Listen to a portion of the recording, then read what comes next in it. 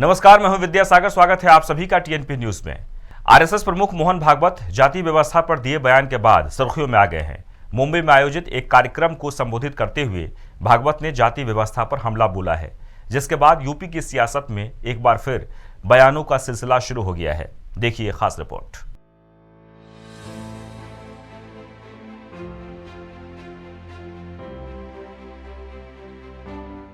UP में रामचरितमानस और शूद्र वाले बयान पर मचे घमासान के बीच आरएसएस प्रमुख मोहन भागवत का एक बड़ा बयान सामने आया है। भागवत ने जाति व्यवस्था पर बोलते हुए कहा कि अगर समाज बटा न होता तो कोई आग दिखाने की हिम्मत न कर पाता, जिसकी वजह से बाहर से आकर लोगों ने हमारे ऊपर शासन तक किया। ये बात उन्होंने मुंबई में एक कार्यक्रम के दौरान कही। भागवत का ये बयान तब सामने आया है जब यूपी की राजनीति में जाति और धर्म का मुद्दा गरमाया हुआ है।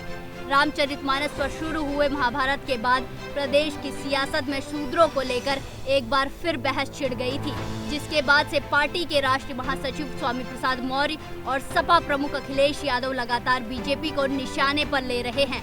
अब भागवत के ताजा बयान के बाद से ही यूपी में बयानों का सिलसिला फिर शुरू हो गया है।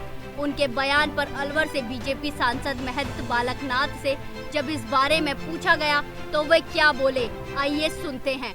भगवान ने तो एक मनुष्य जीव बनाया है और भगवान का अंश प्रत्येक मनुष्य के अंदर है। ये भगवान ने स्वयं अपने श्रीमुख से कहा है। हर व्यक्ति के अंदर, हर जीव के अंदर भगवान श्री वास करते हैं। और ये तो नीचे इस मृत्यु लोक पर अलग अलग लोगों ने अपनी अपनी व्यवस्था के अनुसार कैसे कैसे इन चीज का निर्माण हुआ है, इसमें मैं ज्यादा जाना नहीं चाहता, लेकिन वास्तविक रूप से माननीय मोहन भागवत जी ने जो कहा है वो यथार्थ है। लेकिन सपा के राष्ट्रीय महासचिव स्वामी प्रसाद मौर्य के तीखे तेवर शांत होने का नाम नहीं ले रहे हैं। भागवत के बयान के बाद मौर्य ने भी ट्वीट करने में देर नहीं लगाई। मौर्य ने ट्वीट में कहा कि जाति व्यवस्था पंडितों ब्राह्मणों ने बनाई है। ये कहकर आरएसएस प्रमुख श्री भागवत ने धर्म की आड़ में महिलाओं, आदिवासियों, दलितों व पिछड़ों को गाली देने वाला तथाकथित धर्म के ठेकेदारों व ढोंगियों की कलई खोल दी। कम से कम अब तो रामचरितमानस से आपत्तिजनक टिप्पणी हटाने के लिए आगे आए।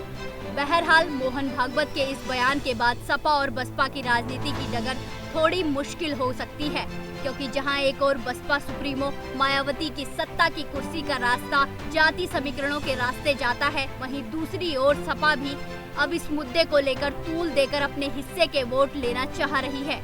लेकिन भागवत का ये बयान तब आया है जब बीजेपी पर सभी दल चौतरफा हमला बोल रहे हैं। ऐसे में मोहन भागवत का बयान बीजेपी के लिए एक ढाल की तरह से काम करेगा। Bureau report, TNP news.